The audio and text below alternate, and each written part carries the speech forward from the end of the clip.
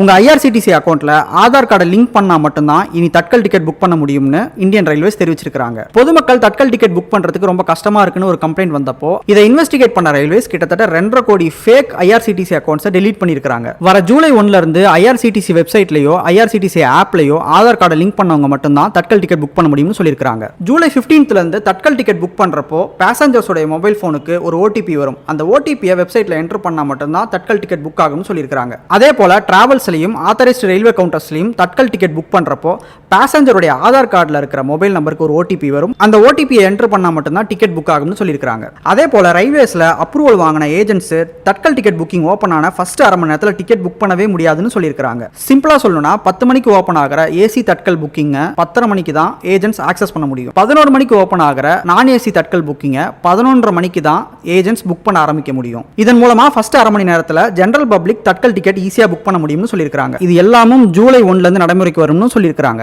For more updates subscribe to Madras updates.